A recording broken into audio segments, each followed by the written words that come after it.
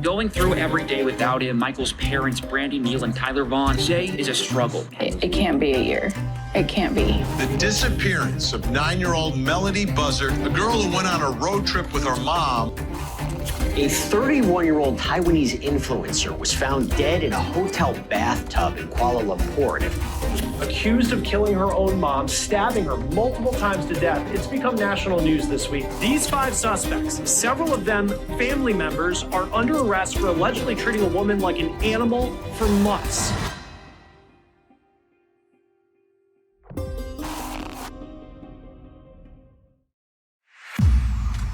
Hey true crime besties, welcome back to an all-new episode of Serialously.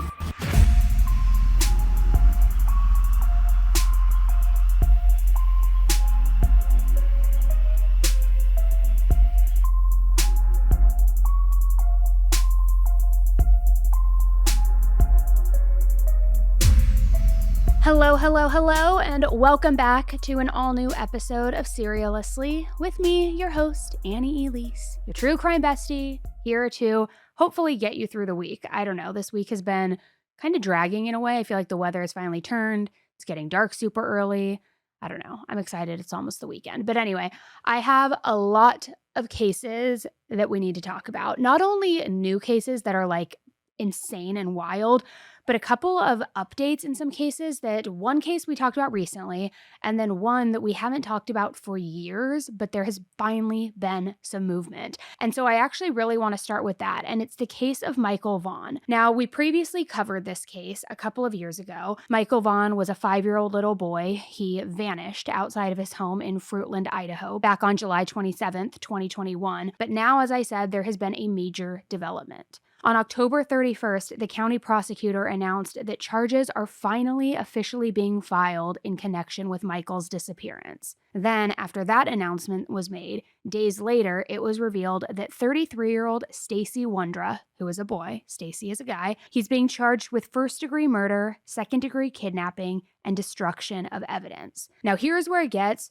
really disgusting and very twisted. Stacey and his wife Sarah were first named as suspects way back in 2022 after police had received a tip from a roommate that ultimately led the investigators to excavate their backyard while they were searching for Michael's remains, but nothing has really happened since then.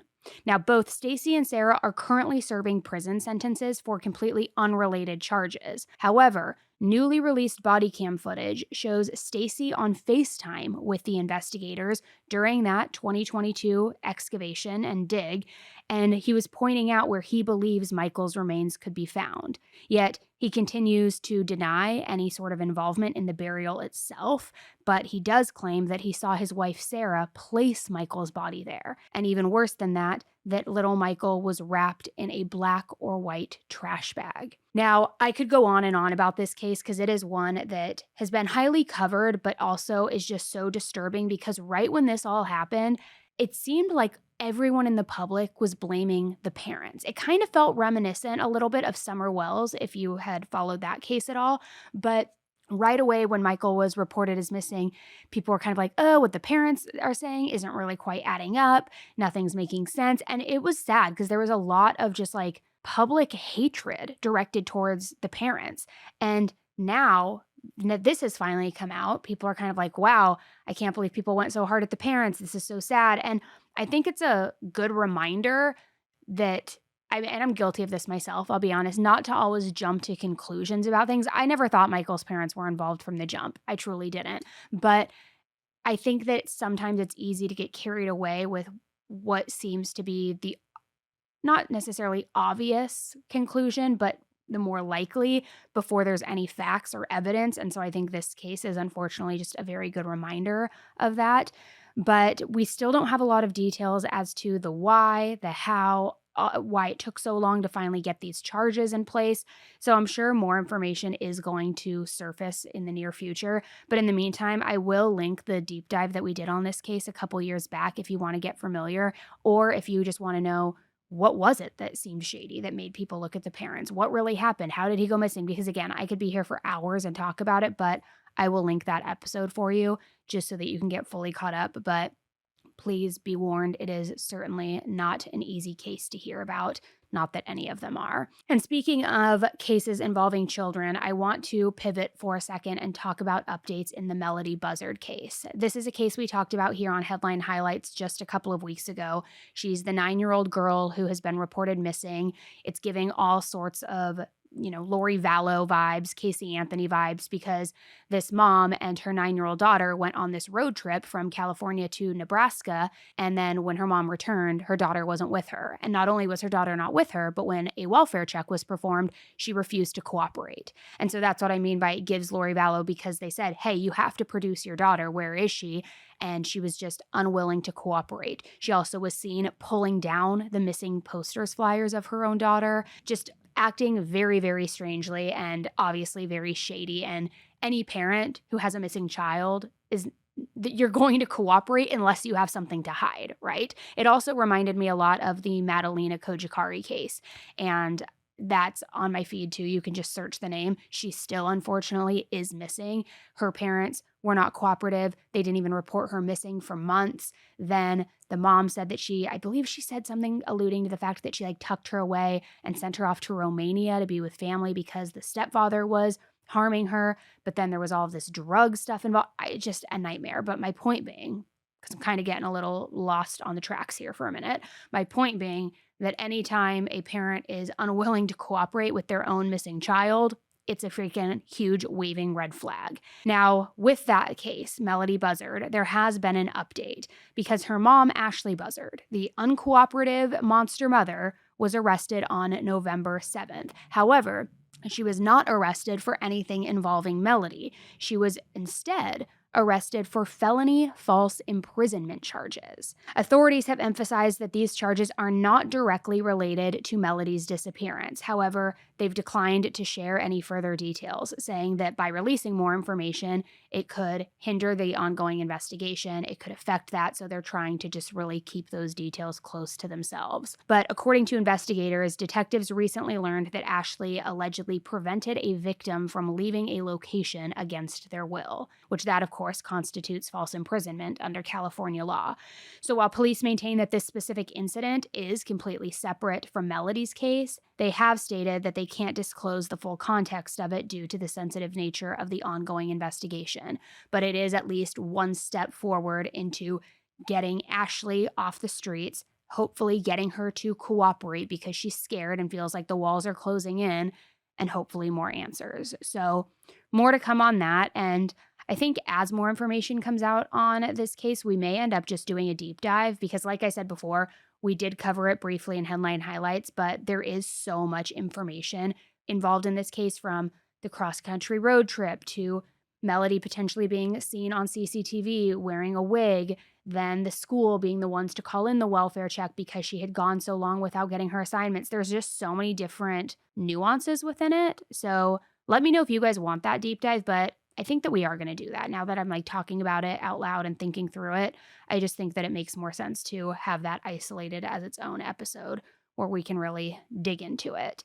So that's it for updates. Now I want to get into new cases, but before we get into all of the new cases, have to make a special announcement. I am not alone here. I am joined by the Amy Colette. Oh my gosh. I was going to do a drum roll or something like that, or a song, but I know you don't like when I get sing-songy. I don't like theater. You don't like unless it's Emmy, and she just is the star of the show. Her life is theater. Oh, she is the show. She is the show. She is definitely the show. But no, we have Amy back, and she's joining us. I see all of your comments, always asking where she's at. So simmer down, my babies, as my dad would say. Thanks for having me. Yeah, thanks for being here. I have a crazy one to share. I don't want to say I'm excited to hear it because obviously I'm not, but I'm curious to hear it. Because I feel like the ones that you'll find and you'll send either you'll text them to me or you'll send them in the group Slack channel. I feel like the ones that you come across are not the ones that I come across. It's we have two totally different algorithms. Well, and I thank you for just letting me come and share, because I feel like you're welcome. Your peeps love you, and so I'm just trying to, share some stories too. And yeah, I'm number one chew. The best. Did you see? Sorry guys, that's a quote. We always quote it from Bride Wars, the movie. If you haven't watched it, watch it. Watch it. We've So seen it so good. many times. But I was going to text you the other night and I forgot to. I don't think it's been on Netflix before, but it is on Netflix now. And over the weekend, it was the #2 movie on Netflix. But it's like so old. Welcome to the Hello. Yeah, hello. I know. International Butter Club. Like, say less. Well, I finally have a couch coming this weekend, so maybe you'll have to come over. I would love to. I would love to.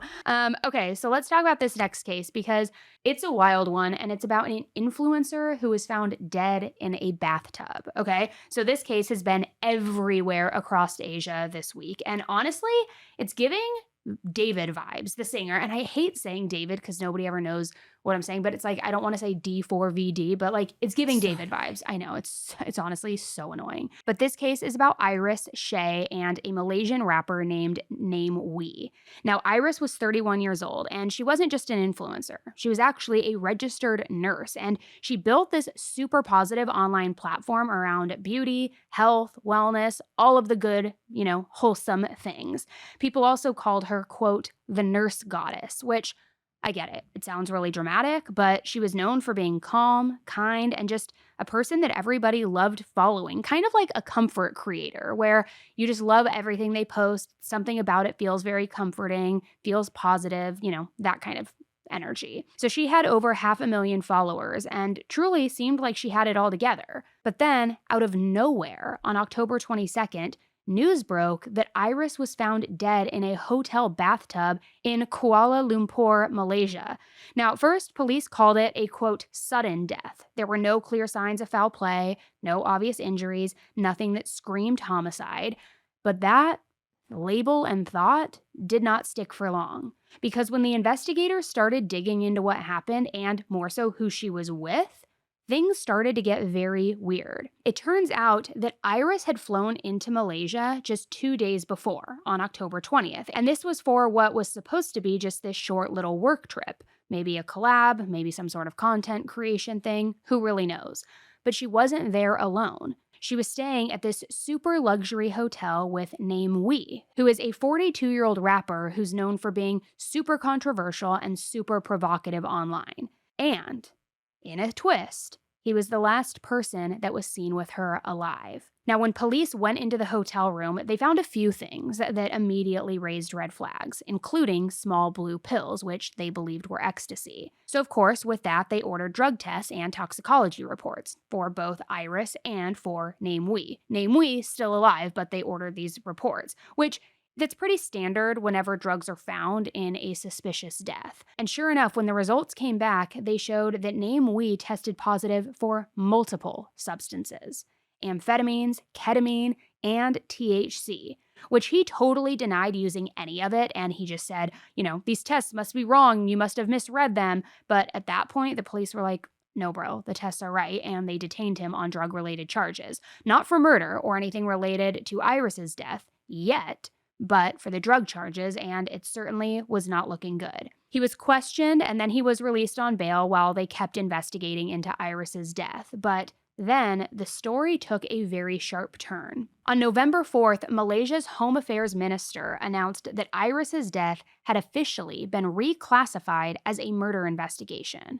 Which that is huge because that doesn't just happen unless they find something significant, whether that's new evidence, new witness statements, something that just completely changes how they initially viewed the case, right? And they didn't say what the evidence was, but whatever it was, obviously it was very serious. So then, literally the next day, on November 5th, Name Wee actually turned himself in to the police in Malaysia. He wasn't on the run, he wasn't trying to hide or evade, he just walked in and said, hey, I'm here and I want to cooperate. So since then, he's been in custody, while the police are still waiting on one key thing, which that is Iris's full autopsy and tox reports. Now, those results are going to be key because they are going to show exactly what was in her system and what caused her death. As of right now, they haven't been made public and Name Wee hasn't been charged with murder or anything in relation to her death, but meanwhile, the internet is like in full meltdown mode. Obviously so. She had 500,000 followers. People are wanting answers. They're demanding answers.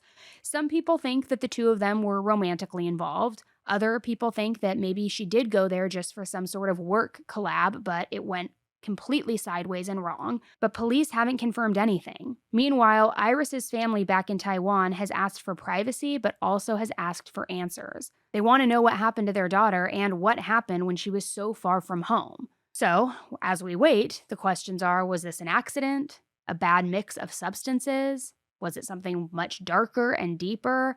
We don't know. Right now, nobody knows for sure, but we do know that her death went from being labeled as a sudden death to a full-blown murder investigation. So even if they had any sort of inkling that she had overdosed or that it was a bad mix of drugs together, you wouldn't then change that necessarily to a murder investigation unless it's because he supplied the drugs, potentially. I don't know. Things can get tricky there, and I know the law is always very different in other countries and how they look at things, but we know that when things get changed from sudden death to murder investigation, it's never random.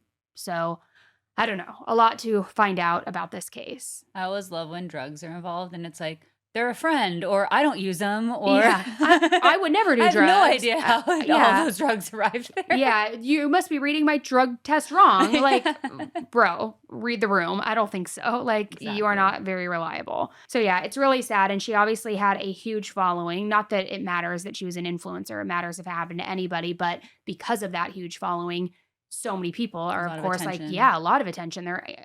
There's uproar. They want to know what happened here. And like, was something more nefarious going on, and was this intentional? What really happened? Ugh, I know. So sad. And she was so young too. It's just incredibly sad. Okay. I don't know if I'm a little nervous to ask, but what do you got for me? Well, this is another Halloween one, which I feel like this year, like, why was Halloween so wild? No, why was Halloween so scary? I know. No. It brought out the crazy. And like, I still can't get over the ding dong ditch, or not even the ding dong ditch, the ding dong. Well, you know, I have a fear of ding dong ditching because I ding dong ditch guys, at my hold on. place all the time. We're going to table this for a second because there is a story you have to hear. Amy had a Ring camera at her old apartment. And she should post this. You should. Like BTS this week, you should do that as soon as this episode goes live. She got ding dong ditched, and on this Ring camera, it's a grown woman who ding dong ditched her. You see this woman just run down the hallway. Like, it was so weird. And then it started happening regularly, but that was after another weird situation at my place. So I was with the FBI raid. Oh yeah. When I was on the phone with you. Yeah. Oh yeah. Amy there was a big FBI raid, and like she called me and was whispering. Well, so you know Amy and I's like banter and joking. So she called me, and I think I was at the airport, and I answered them all, "Hello, is it me?" You're like trying to joke with her, but like I wouldn't stop. She's like, Annie, like trying to get my attention. And like, I didn't know it was serious. And she's like, SWAT's here. People are breaking down the door. I was like, what? Are you okay? Like, what's going on? Bottom line, anytime my doorbell is rung, it's bad. I'm terrified. No, but the Halloween thing is so scary. And the fact that it was family, like, can you freaking imagine? No. That could have ended so bad. Sorry, I'm like derailing this whole thing. Well, this one, it has nothing to do with ding dong ditching. Okay, good. But it does come out of Wichita, Kansas, and had a lot of people just stunned because this had nothing to do with a stranger or a neighbor, but it was actually a prior TV news anchor. And she was accused of doing something, like we always say, totally crazy and unbelievable, which it was. So it was Halloween morning, and Wichita police got a call around 7:50 a.m.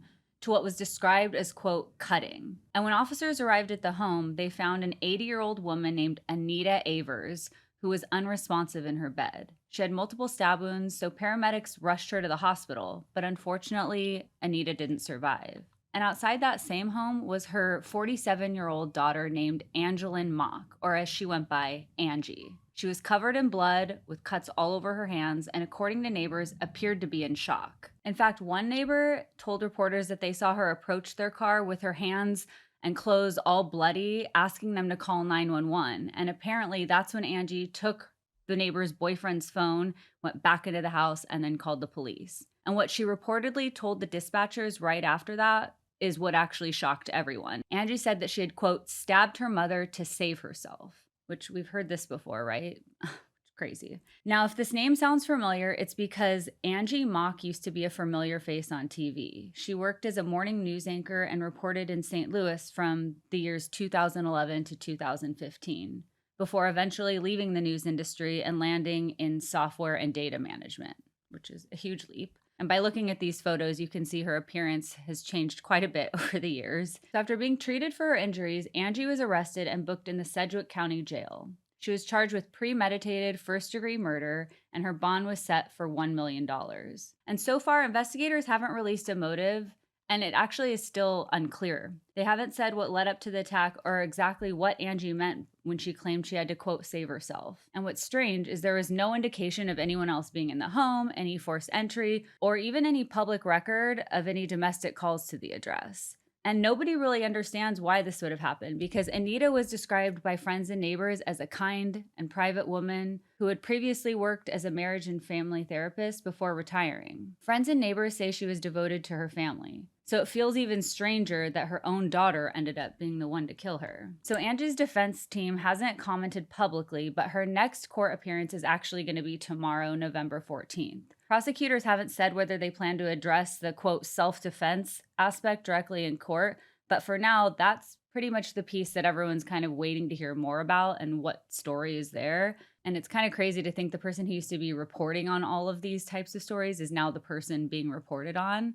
So kind of turning of the table. So should be interesting to see how that's all handled. But right now, investigators are still kind of piecing it all together, seeing what happened inside that house. And as the case moves forward, we'll see if this is really truly self-defense or if this was something else entirely. But to murder your mother, and I mean, that just feels very unhinged, and to describe it as cutting sounds very gruesome. And Yeah. I have a lot of questions. I feel like, first of all, self-defense, protecting yourself from an 80-year-old woman, maybe, but like, probably not. I don't know. And That were they feels living weird. together, or did she show up and do that? But part of me wonders too, like, and I'd be curious to see the court filings, like if they outright had said self-defense, or if that is an interpretation from the media because of what she had said of trying to save herself. And if so, could that quote have been misconstrued? And could she have been saying she was trying to save herself, like her mom, for some reason, not self-defense? You know what I or mean? even save herself from like mental anguish, Right, or something else. Like, So- was it physically self-defense or something Yeah, so I'd be else? curious to see what the prosecutors are saying, if they actually have used the term self-defense or if something with that quote is getting misinterpreted. But it is weird. It seems like snapped, right? Well, that's kind of what I was wondering, because also there's no previous record of any type of disputes within the home. The neighbors, I mean, which you always hear, the neighbors felt like everything was just Fine and dandy. fine. Yeah, exactly. So Ugh, that's so sad. I know. Oh, man.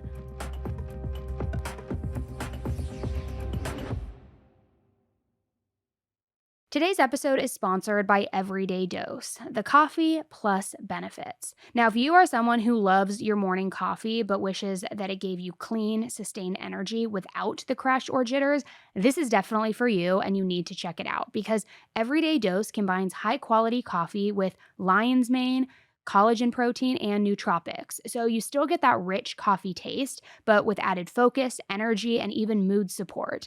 It's smooth, you have no upset stomach, and it keeps you clear-headed all day. Now, I've told you guys before, my husband drinks coffee literally every single day like clockwork. He lives for coffee. He tried it before I even did, and because he's like a coffee connoisseur, and he's obsessed. He says that it gives him the same coffee kick, but without the anxious crash that comes after. So get 45% off your first subscription order of 30 servings of Coffee Plus. You'll also receive a starter kit with over $100 in free gifts by going to everydaydose.com/AE or entering AE at checkout. That's everydaydose.com/AE for 45% off your first order.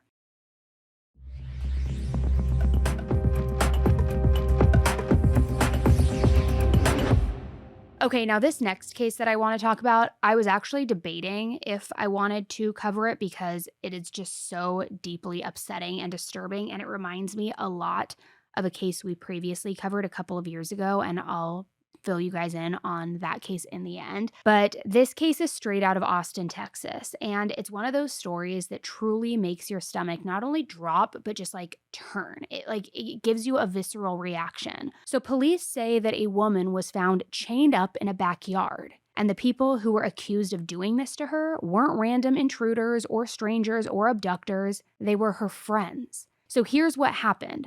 On the morning of October 30th, Austin police got a welfare check call for a house on Bitter Creek Drive. And when they showed up, they found a woman who was handcuffed to a piece of metal exercise equipment right there in the backyard. She was weak, half naked, covered in injuries, and just absolutely terrified. Now, in a very disturbing detail, but this kind of just paints how bad this really got, firefighters had to come in and cut the handcuffs off of her because they were literally rusted to her wrists. She told the police that she had been there for months, and when they asked her why, she said, quote, because they decided they didn't like me anymore. Now, that's really the part that gets me. It just breaks my heart because all of this started as a group of friends. She had been staying with them for a while, but then, for whatever reason, at some point, something shifted. According to her, they began restraining her, forcing her to live outside, feeding her only once a day, and punishing her whenever she tried to speak up or leave the house. And when the investigators finally were able to look her over, she was malnourished, she had open wounds on her hands and feet, and she had been shot multiple times with a BB gun, including once in the eye. So the police ended up arresting 5 people who lived at that house: 51-year-old Michelle Garcia, 21-year-old Crystal Garcia, 32-year-old Michelle Carney, 30-year-old Juan Pablo Castro, and 21-year-old Maynard Lefevers. Now, looking through those age ranges, okay, we have 2 21-year-olds, a 30-year-old, a 32-year-old, and a 51-year-old. What kind of evil do you have to be 21 years old and think that this is okay? Which, let's talk about the 51-year-old for a minute. She certainly should have known better. And I don't know what the relation is. I'm trying to dig into it a little bit more, but the 51-year-old is named Michelle Garcia, and one of the 21-year-olds is Crystal Garcia. And I'm wondering if that is a daughter, a niece, some sort of relative, because I'm going to get to all of this in a minute, but there were children found in the home. So it's just so deeply upsetting, but all 5 of these monsters are facing charges, including aggravated kidnapping, aggravated assault, injury to a disabled person, and unlawful restraint. Their bonds were each set at about $300,000, which personally, I do not believe that is nearly high enough. You know, you only need 10% to post, so $30,000, while that's, not easily change to get. It's like this, for what they did, allegedly, this does not feel remotely high enough, in my opinion. And what's really disturbing is what some of these monsters said when the police started interviewing them. One of them told officers that they only restrained her because she was, quote, causing problems. Another claimed that she agreed to being handcuffed. And then someone else described her as, quote, 50-50 capable of making her own decisions. Like that somehow justified it, which I want to go back to this really quick because one of the charges is injury to a disabled person. Now, the case I'm going to reference in a few minutes here, you may be familiar with it. If you're not, I will link it in the show notes, but I want to warn you, it is one of the more difficult cases we've covered. It's the case of Mary Collins. Now, she was a young woman who was developmentally delayed, and because of that, her friends took advantage of her and did some very cruel things to her, ultimately hiding her body in a mattress. It's unspeakable. But my point is that there have been a handful of cases that I have covered in the last few years where it involves friends and a friend group turning on their friend who is facing developmental delays or mental health issues. And whether they agree to the handcuffs or not, a lot of the times that's because they're trying to still be with their friends. They don't want to upset their friends. They want the friendship. So they're all, sure, go ahead and handcuff me. Because they're not grasping the true evil of the situation. I mean, nothing about this was consensual. Nothing. And according to the victim, every time she tried to move or resist, they punished her for it. One of the men even admitted that he bought that electric BB gun so that, quote, he wouldn't have to touch her. And then he told the police flat out, hate her. And as if that wasn't bad enough, like I said, there were children living in this house the entire time. Those kids, I would imagine the underage ones, have been taken into custody by CPS. Thank goodness. I don't know what they had to witness, if they were forced to have any sort of involvement. We know one of the adults who shared the same last name, Garcia. Again, I don't know if there's any relation, so I don't want to jump ahead, do your own research, but maybe that's why there were charges because they were an adult versus the kids. I don't know. But here's what also pisses me the Okay? Neighbors later told the police that they had seen things that seemed off. They saw things like the woman outside and sometimes even restrained near the fence or acting confused. Yet nobody intervened. It's because they said that nobody realized just how horrific it was until the welfare call came in, but still, I know it's cliche. But we all say, if you see something, say something. And if you see a woman in your neighbor's yard chained to a fence, it's probably not good, and you should probably make a call. Like, this is crazy to me. And it just really is one of those cases that reminds you that sometimes the worst things happen in the middle of a completely normal neighborhood. Beautiful suburban houses lined up, people driving by, kids playing out front, yet nobody really knowing what's going on behind those gates, behind the fences. And that I've talked about on here before. That's my personal intrusive thought that I have literally at least 6 times a year. Whenever I'm driving in a place that is, whether it's familiar or unfamiliar, driving by, I always think like, I wonder if any of these homes is somebody trapped in a shed in the back? Is somebody in the backyard? Is somebody in one of those windows up there where there's like the drapes are drawn? And it's, that's my own personal issue I need to work through and I know a lot of you actually, when I brought that up, said that you have the same thoughts. So I don't know if I'm glad that I'm not alone or if I'm equally concerned for all of us. But it really does remind you that like you never know what's happening in these neighborhoods. Yet, if you see something happening, you probably should call. So this woman was rushed to the hospital and luckily she did survive, but she's being treated for very serious injuries and for malnutrition. The investigators believe that she had been held captive for several months. The house has fully been processed now as a crime scene, and prosecutors are already considering additional charges as more evidence has been coming in. But honestly, this case sticks with you for a multitude of reasons, obviously, but for me, the one that makes me not even the most upset, but like the most sad is the betrayal of it all, that this woman just wanted friends. She just wanted to fit in. She wanted to make them happy and do all that, and yet they just like turned on her because they thought she was annoying or she was mean. They didn't want to touch her, so they started shooting her with the BB gun, and like it's just sick because it's not random. It's people she trusted. It's people that she knew. It's people that she wanted to be friends with and people who called themselves her friend at some point. So like I said, it reminds me a lot of the Mary Collins case. I don't know how to say it strong enough. If you do, click the link in the show notes to listen to that episode. I want to give the biggest warning. It is one, do not eat before you listen to that episode. It is very, very troubling. So if there's one takeaway from all of this that at least is a little bit of a positive note, it's that it really does show how powerful one phone call can be when you notice something and you say something, because without that welfare check, that woman might still be chained up in that backyard right now.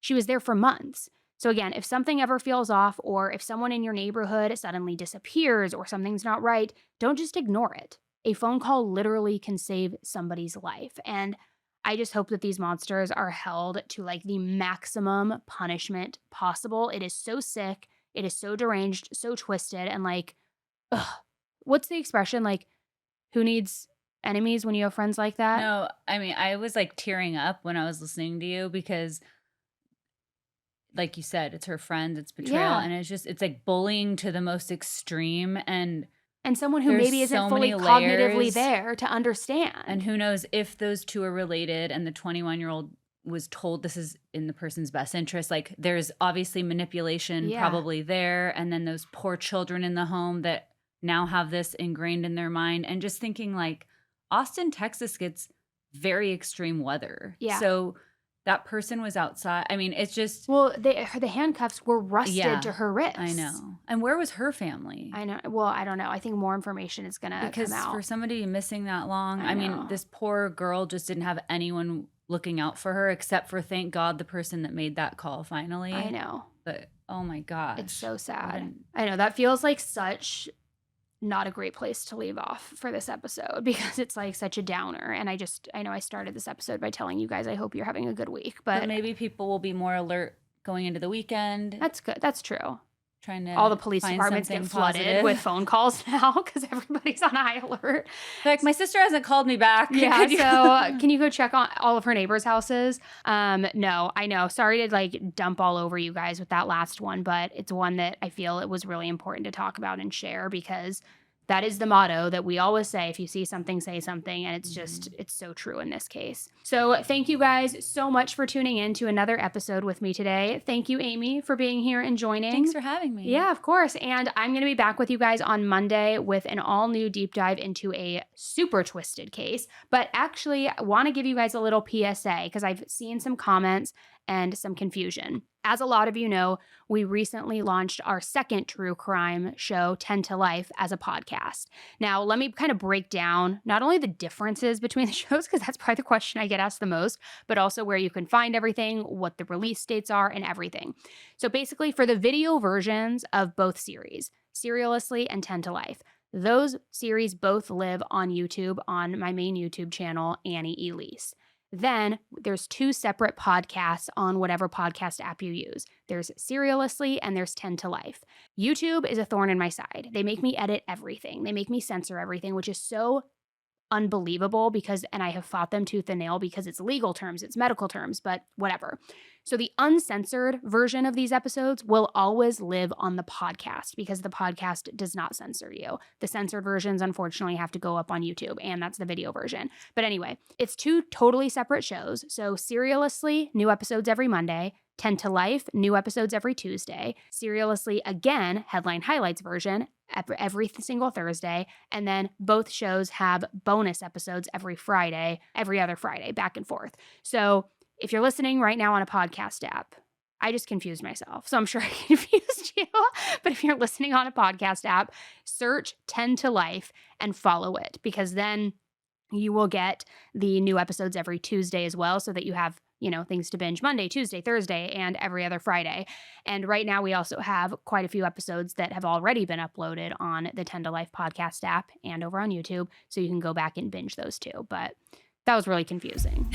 It felt confusing. I followed. Okay, good. I'm glad. At least you followed, because I feel like I didn't.